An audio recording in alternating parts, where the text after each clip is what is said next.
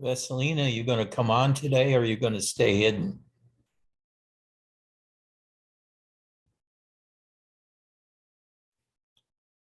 Attendance seems to be falling off. I must be getting deeper and deeper, too deep for everybody. Oh, she appears and disappears. Come on, Vessi. Stay on screen. I will come back. Okay.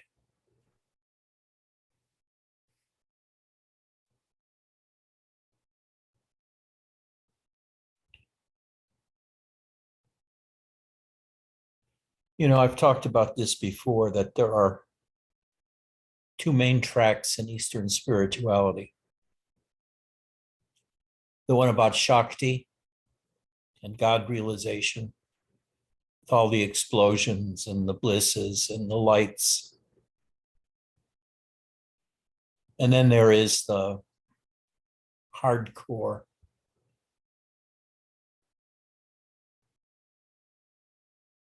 Ramana Robert tract, which is to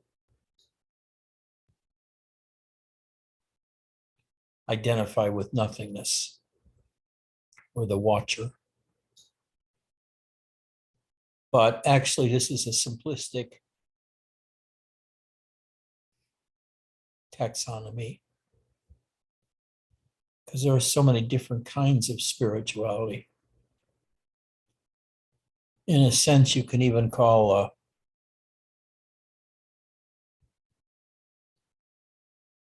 witches and demons and other occult phenomena a form of spirituality. It's not. It's just seeing different aspect of the physical world as sort of as a low energy subfield. And it's all a matter of identification. What do you identify with? If you identify with your body and your mind, you live in the human world. If you identify with consciousness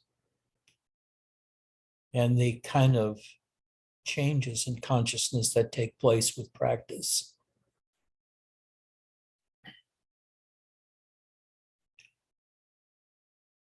you have the whole range of God realization kind of experiences, as well as all of the energy experiences from bliss to quantum touch kind of healing using the inner energies.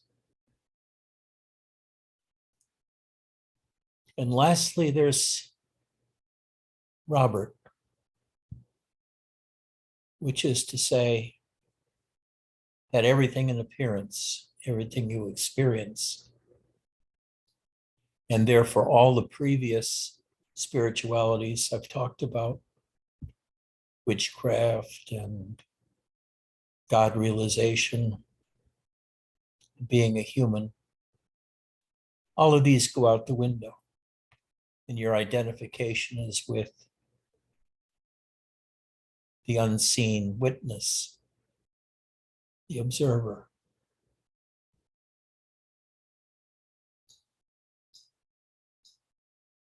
The thing is, though,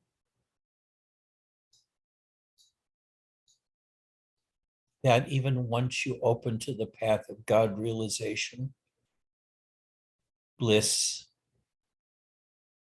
Shakti, even when you have all of those energies running through your body and are experiencing extreme ecstatic bliss,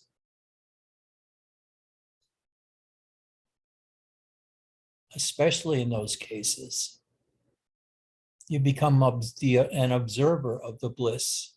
You may feel it in your body, but as long as you're attached to the body, you feel it in your body. The more you practice, the more you become the observer of all the different levels. of consciousness and beyond consciousness.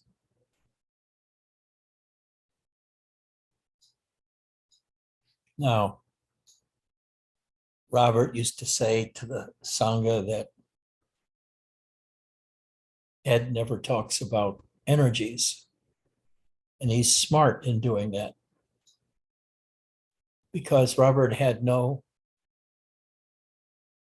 interest in Shakti. I'm sure he did at one time. But after 10 years or so, the Shakti experiences are no longer so important.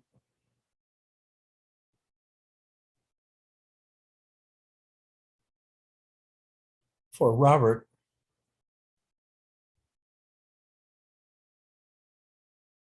enlightenment was the realization that you are not anything that you observe. The world, body, God, energies. All of these are traps that keep you trapped and embodied in different kinds of forms, whether they're energy forms or physical forms. So his main intent was for you or one to gain complete freedom. Well, the energy gurus want you to have continuous energy experiences. Like Muktanananda, even at the end of his life, was having these wonderful blisses and explosions of light and color and visitations of gurus, etc., which for Robert were just mind things. It's what your mind did with the energies you feel inside your body. You turn them into something special. I know when I first had my God realization experiences 10 years ago or so, I went bananas. I thought it was the most wonderful place to be in the whole universe, especially feeling the energies in my body and beyond my body. And for many years, I've taught that that is the place to start. And I still think it's the place to start because God realization or a Shakti awakening makes you so much more subtle and deeper as a human being because you're not a normal human being anymore. You're a purveyor of truth beyond being a human being.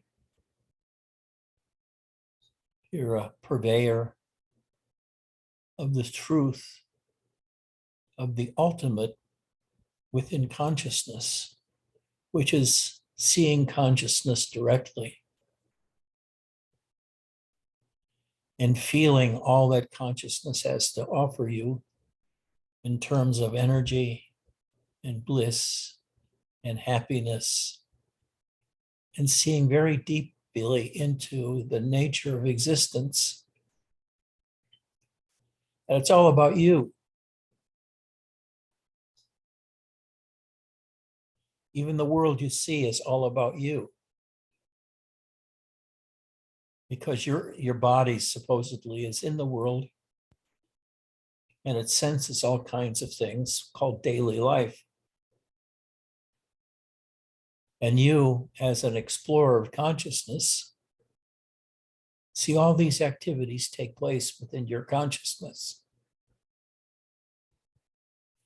And after a while, you get to feel yourself as the host of all of these experiences.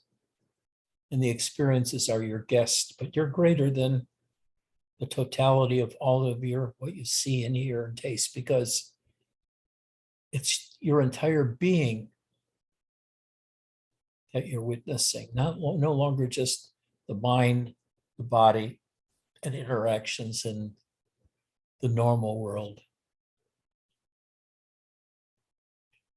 But your expanded world includes consciousness itself and what you can do with consciousness. Oh, Vessie's back. You going to stay for a while? Good. But the last step, and I've been noticing it myself, it's all the energies begin to go away. It's like all those energies and experiences of God and so forth were at the intermediate level of consciousness itself. And it was a purifying experience, making you more refined, or me more refined. Because now I could feel individual currents inside my body and play with them and touch others remotely. Do all kinds of extraordinary things in the world of Shakti, like healing, like Christ. He was totally in this Shakti world. And there are many people in the Shakti world that develop siddhi of some kind or another. And they often become spiritual teachers because of their siddhis. And they may remain that way for a time. But I had the fortune or misfortune, you might say, of running into Robert in 1989, being with him for 8 years. And Robert wasn't about any of this. He was about escaping all of this involvement in the world, either as the normal world, the mundane world, or the world of Shakti. He regarded Shakti worlds as a trap, preventing you from the ultimate, which is to see that you don't exist. That which is in existence is just temporary, and it's a phenomena. And it has no real existence on its own, except as something we observe, like a passing light show or a mirage.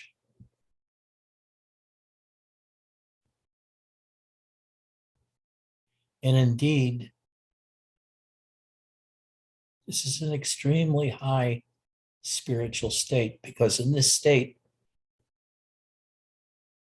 nothing is important to you, because you realize that you are beyond it altogether. You don't have any interest in being in the world, because the world is entirely repetition. You've done it all 86 times. And what are you going to get out of doing it the 87th, 88th, and 89th?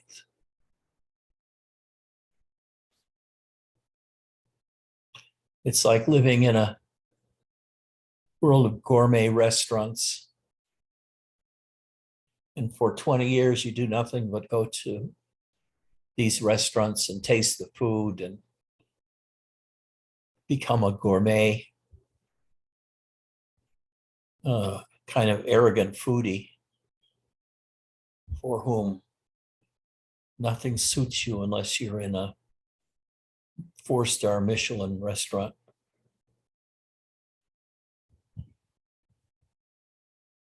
And Robert wants to take you beyond all restaurant experiences and teach you that your basic face is nothingness. And this body in the world comes to you because of the birth of the body and the animation of the body by awareness. And when the body's senses become observed, it creates the body, the world, and your personal self.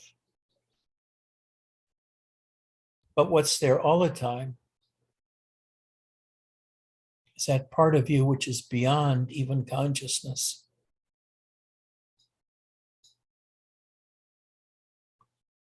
Unfortunately, you can't see what this is or feel what this is.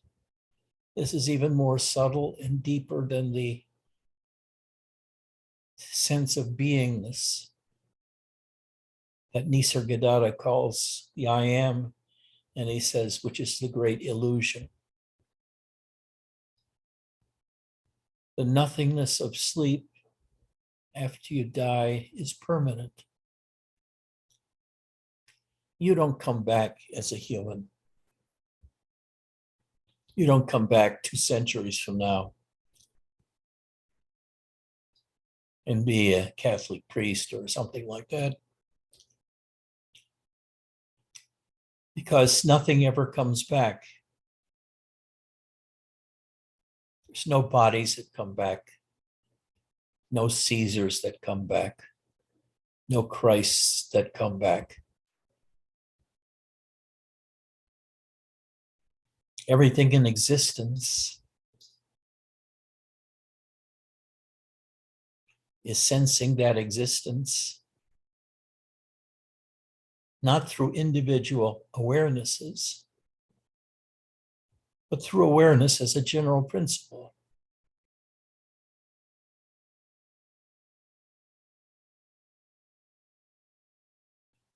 That awareness doesn't,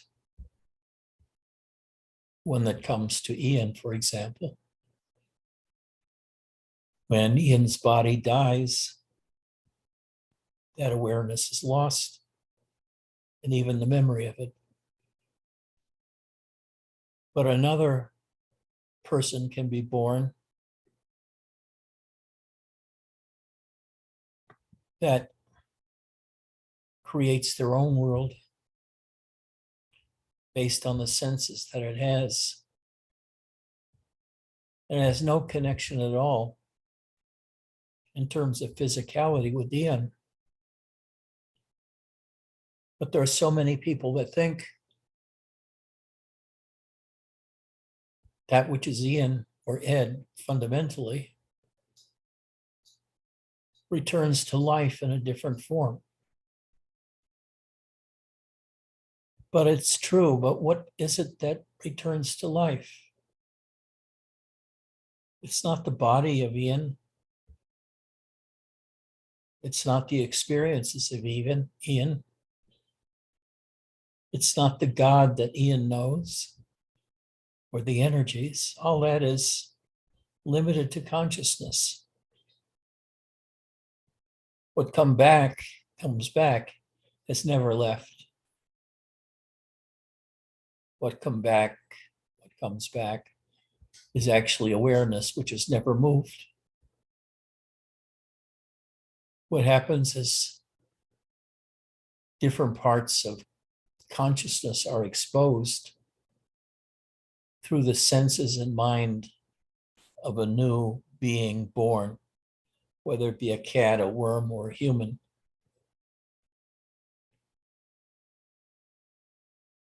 That worm doesn't come back as another worm in some other place. It's as if that worm never was and never will be again. The only thing that really knows is awareness. And we can't be aware of awareness. We can sort of feel like we're aware of awareness when we concentrate on awareness rather than something in consciousness. But really, awareness just is. And with the coming of awareness inside of some body, the whole world is created, whether it be that of Einstein or of Newton or of Shankara or of anybody else. And they report their experiences to other life forms. And thus begins the church of Shankara or whoever. But the truth is, ultimately, you're nothing. You're no big deal. All of you really are awareness, which is beyond life and death. Life and death take place within consciousness and the absence of consciousness. But as awareness, it's universal. By that I mean it only appears where a sentient being lives. And outside of that sphere of the senses, it can't be observed or known. So it's hard to say anything about awareness because it doesn't have any sensual properties. Sensual properties are things in consciousness, whether they're processes or objects. But what you ultimately are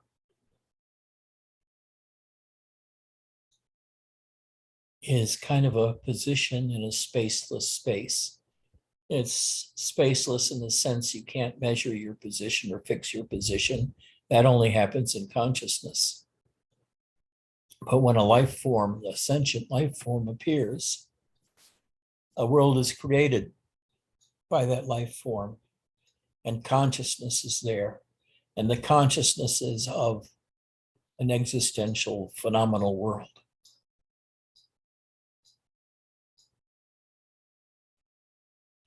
And you, while you're still stuck with identification to that form of the individual consciousness arising from the new life form, ultimately, when you realize this, you realize that the life you're living is a fraud.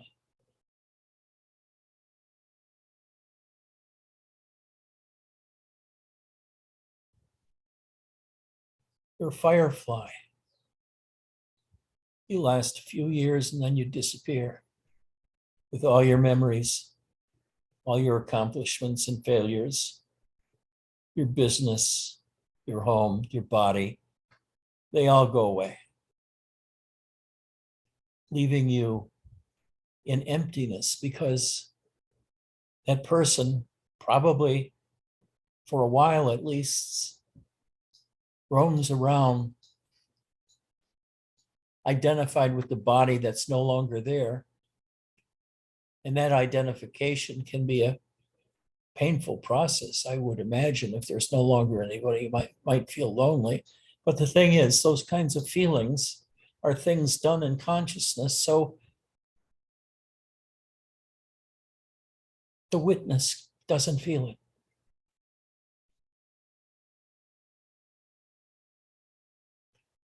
Now, I don't believe in reincarnation.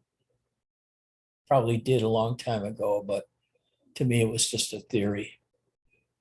I never observed it. And if there's one entity that I ever wanted to see again, it would be Kali, my cat.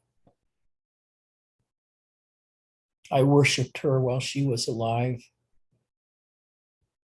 She was my constant companion, my constant love.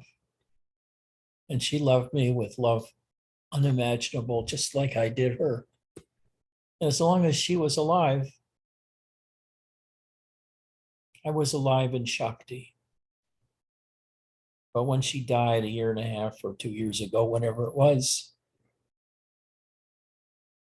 the emphasis on Shakti died also, because my love for the beingness no longer had an object to flow, and it dried up.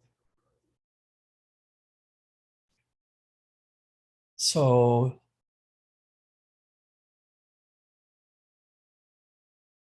Kali is gone forever. And me as a human still pine for that kind of love we had. And it causes me grief to know she'll never return. Now it's possible another will come along, like this little guy here, the new one, where I can have that same relationship, but I can't. He's not that attached to me. He's more into the world. He's totally lost in the world. He's an actor, very sweet, very loving, but not the overwhelming love that Kali showed me and I showed her. That's all there was when I was alive, was love for Kali. And that kept me in the world of Shakti. And I could relate to it and I could teach it. But the world of nothingness was there prior to my falling in love in 2010 or 11 or whenever it was, and the happening of God realization, which has filled me with energy, divine energy for the last 10 years, which I've been talking about.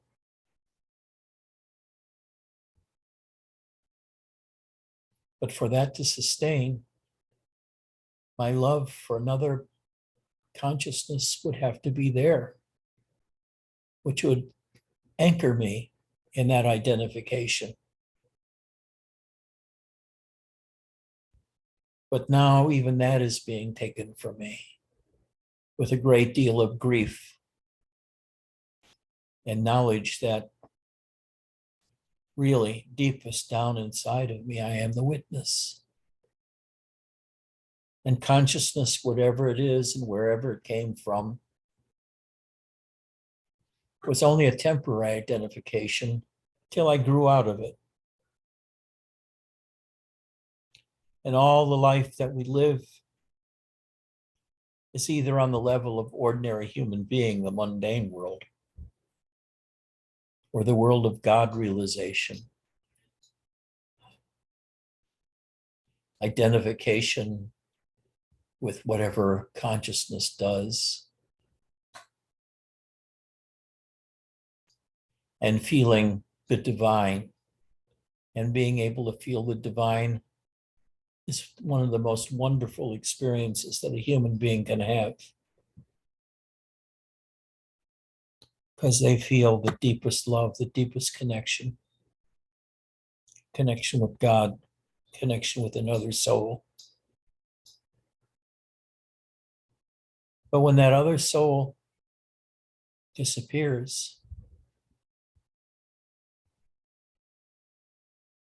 the one who loves has to face the fact that he or she is not in consciousness, but something that loved what was in consciousness. So the focus begins to shift to the experience of the witness and realizing the witness is totally beyond existence.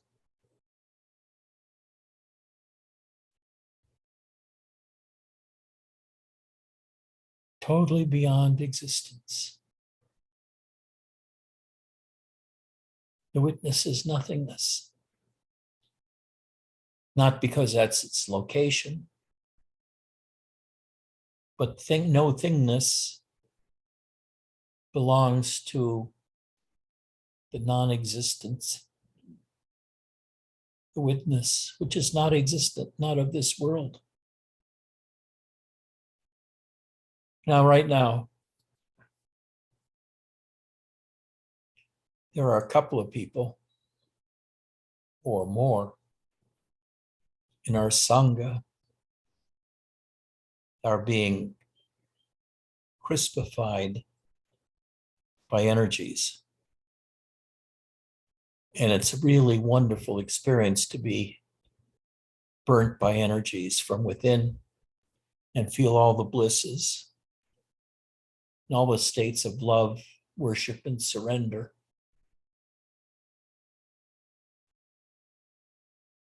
But ultimately, as Nisargadatta says, it's all just entertainment. It's all just entertainment. It has nothing to do with you. Therefore, in this place of the world, will and choice are only appearance. The whole thing is doing its own thing. All of existence and consciousness is doing its own thing, its own unfolding in its own mysterious ways, producing all kinds of mystics and ordinary people along the way. But where you are truly as the witness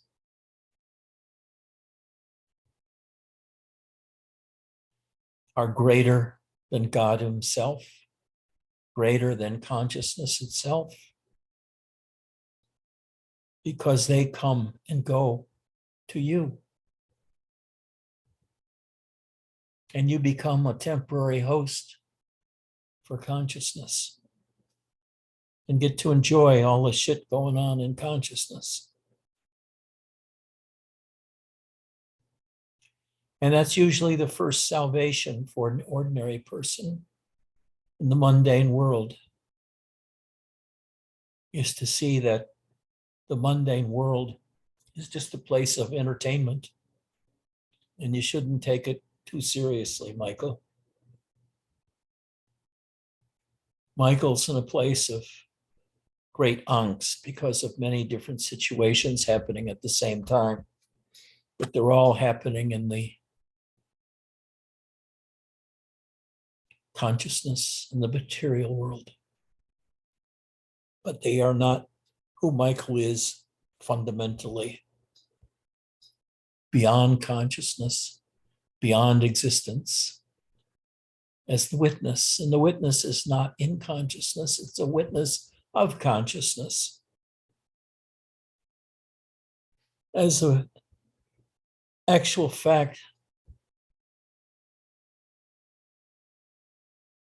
the witness is one that goes to the picture show and sees a double-headed movie with 6 cartoons in between the 2 movies, like I used to when I was a kid. Paid 20 cents for admission. Saw 2 movies and 6 cartoons between the movies. Little did I know that a few years later, or many years later, I'd be considering the whole world as this one big theater. Unfortunately, the entertainment didn't have the quality of the Sturm und Drang of the movies. It's a much more boring show usually, except now things are heating up. We've got a never-ending war going on in Europe. World coming to end from a heat death that the Supreme Court just ended all efforts to fight the coming heat death of the world. And a lot of people that like to get an AR-15 or some other semi-automatic and shoot people dead. And all day long, MSNBC and CNN talk about it. We got to get rid of guns. Guns are the killers. Why can nobody should be able to own a gun like that?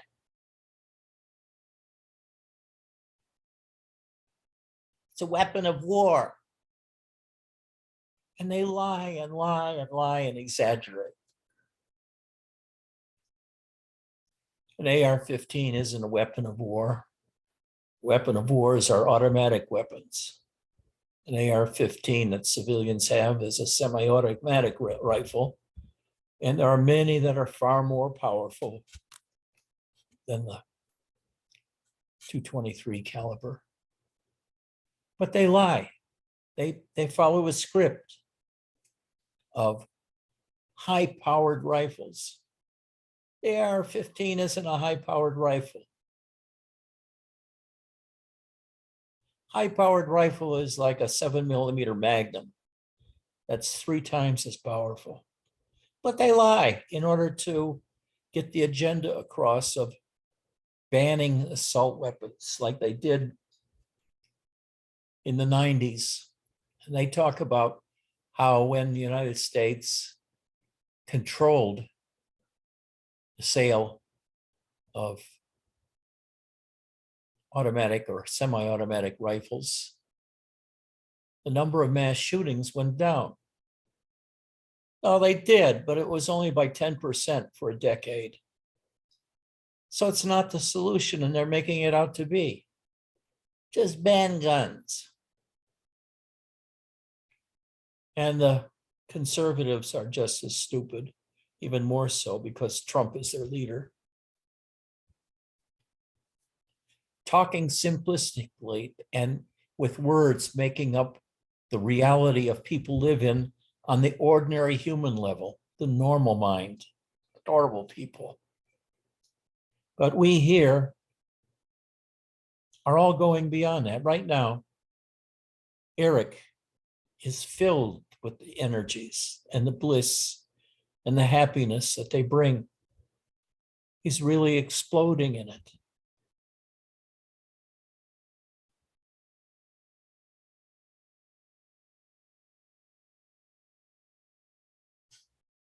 But gradually, it'll intensify and then go away. And he'll move on to the higher thing, which is realizing consciousness itself is an object to him, and he's beyond being an object. He's the subject. And when the body goes, the senses go, and the shit show ends. The lights go on in the theater, and you have to leave.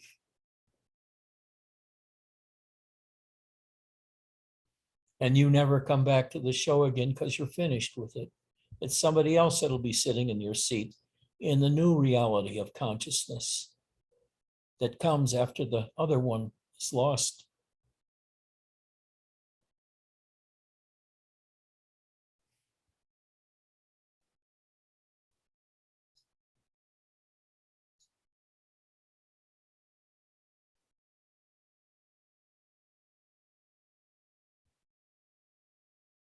So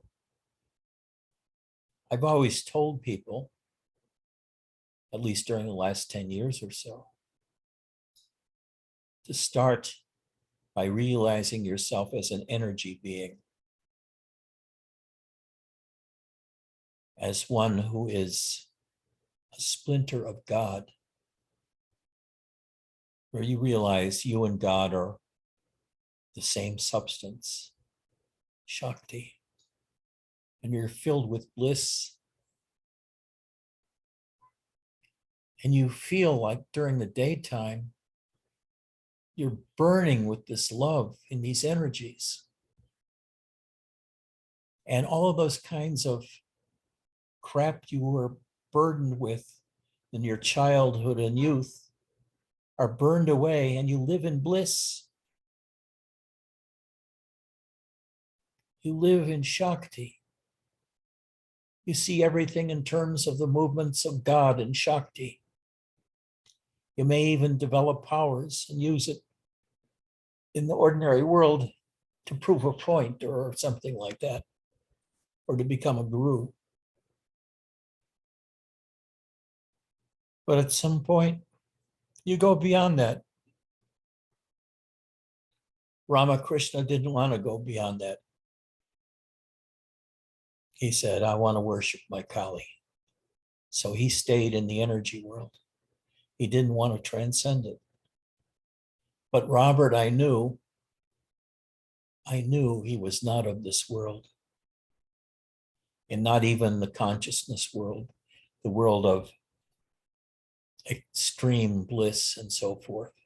And that's what we have today, is a confusion at those highest levels between the spirituality that worships Shakti and God and the energies within, and pays little attention to the mundane world, because the inner world is so much more entertaining and freeing and powerful. And you can use those energies to change things in the normal world, or at least you think you can.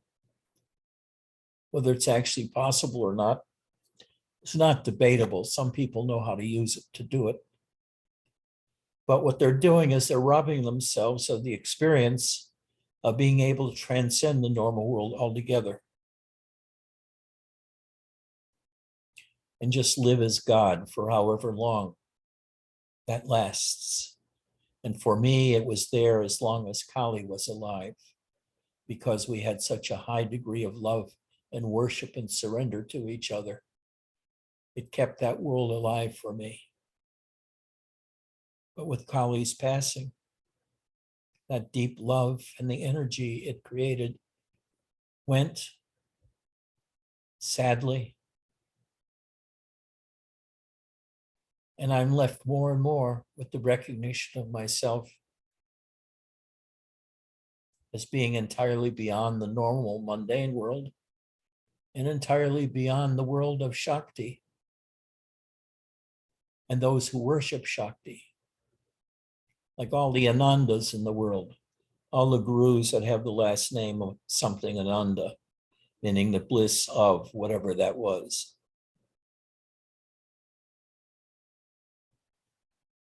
Atma Ananda, Bhakti Ananda. We should have a shit Ananda too, but they're pretty rare. I've never heard of one. Bliss through shit.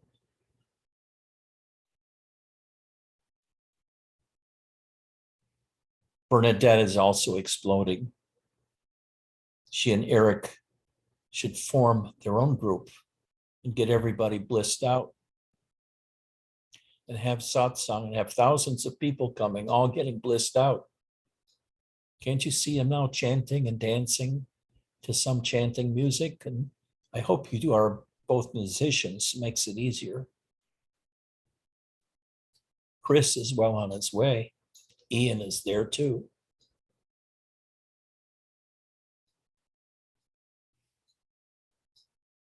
And poor Michael is suffering in Southern California, caught in the vicissitudes of the normal world while striving to go beyond it.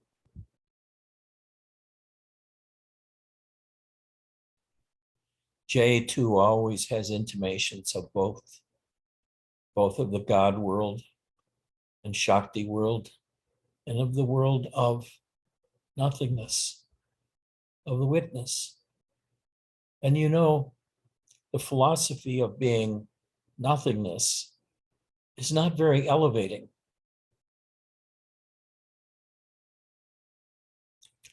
There was nothing about Robert that was filled with Shakti. He had nothing to offer in terms of Shakti. The words were always about peace. He never spoke about Shakti or God realization or bliss. He talked about the bliss of silence, but that's still in the world of consciousness. And his secret teachings were always about being the witness. But he said, I can't speak too much to that because people will stone me if I took God away from them. So he didn't emphasize that much. But in his life, that's what he was. Beyond consciousness, beyond the normal world. His wife, Nicole, used to say, Robert is not of this world. I keep waiting for a spaceship to someday come down and pick him up and take him back to his planet. That's how much removed Robert was from this life and anything that she knew about. The world of being the pure observer, being the witness, was in her mind that of a different planet and culture.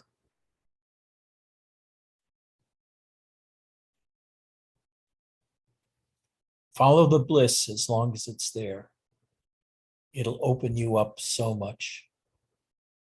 Surrender to the bliss, Chris. Surrender to the bliss. Feel the bliss. Be aware of consciousness. Be aware of the energies in you. Like Mark was for such a long period of time.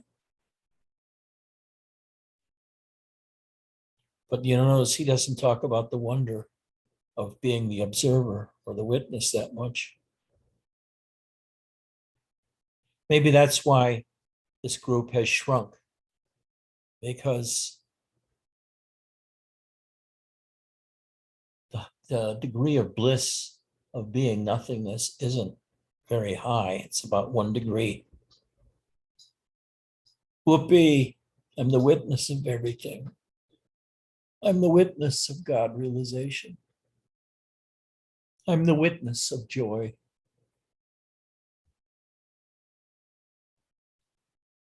But as a witness, sometimes you can just relax into it and witness still the God world inside. But you can only do that if you've been through the trip through God, through the world of existence, through Shakti, through consciousness, until you're ready to move beyond consciousness. And then you become a little old man that has no existence in the world, making no waves, being barely there, like Robert. All the other gurus were busy making big parades, telling big fires like Shaitananda, talking about the energies all the time. Shakti, Shakti. His God is still Shakti, but I don't think it really is anymore. And that's why he's sort of isolated. He's gone beyond Shakti. But going fully through Shakti is reward in itself. After living in the mundane world of life and death and hurt and pain and loss, the Shakti world is such a relief to just sort of let go and feel the energies doing their thing through me. Right, Eric? You're supposed to nod your head yes. Yes. You want to read the last email you sent me? So people get an idea? Can you do that? Is it available? My connection here at the house is really poor, so it probably wouldn't come through very well. Okay.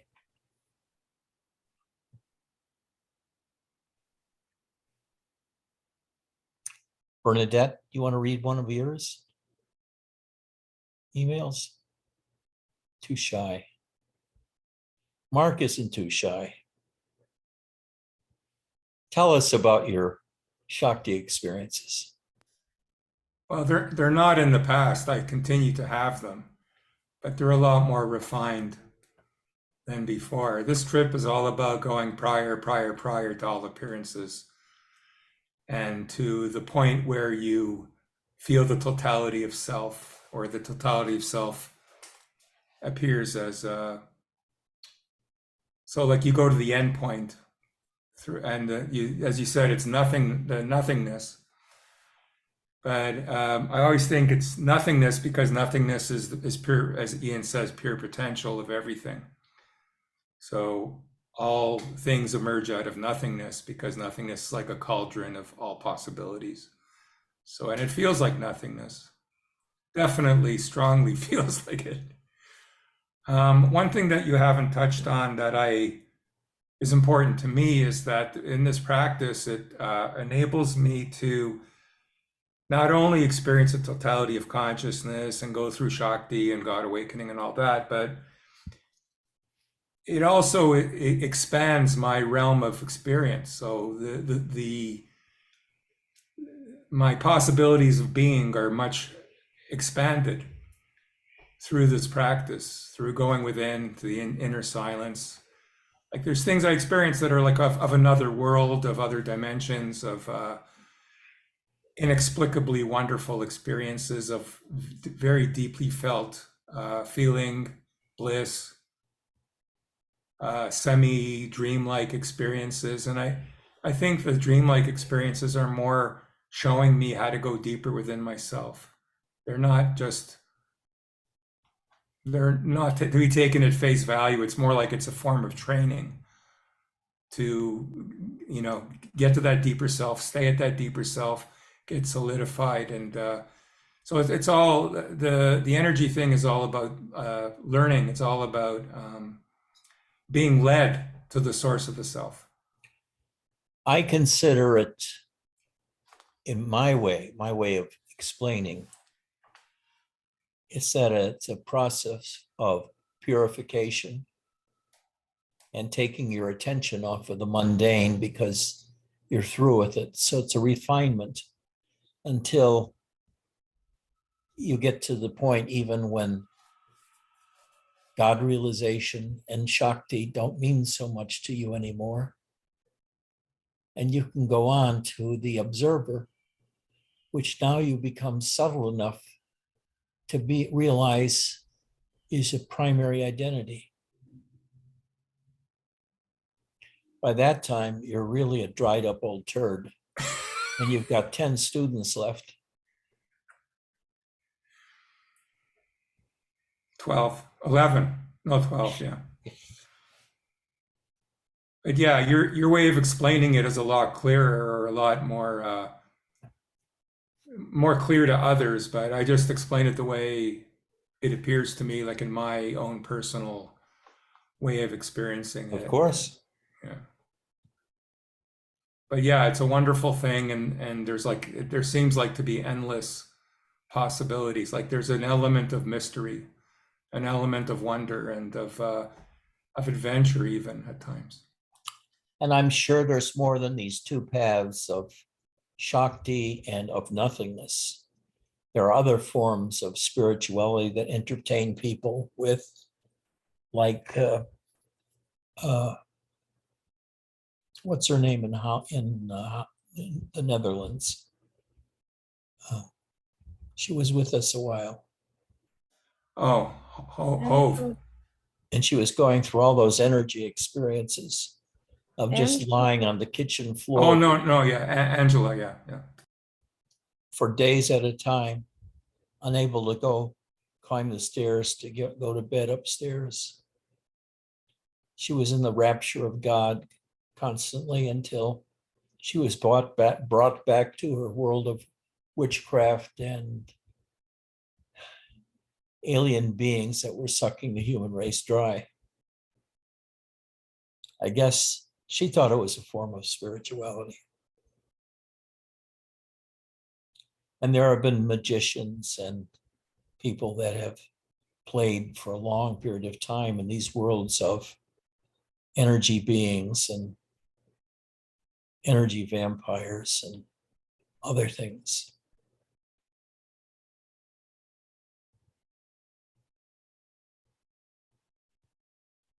Could we have a Krishna Das chant now?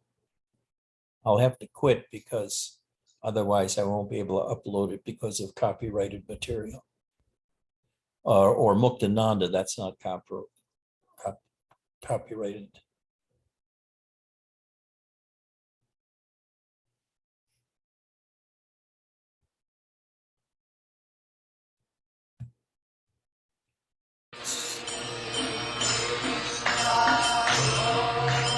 That's Muktananda, right?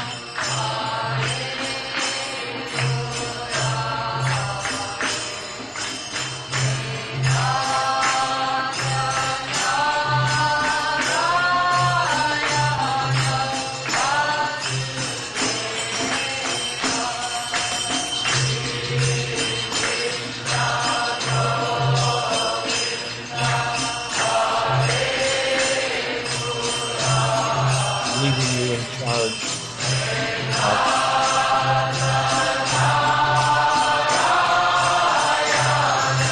shroud them with bliss.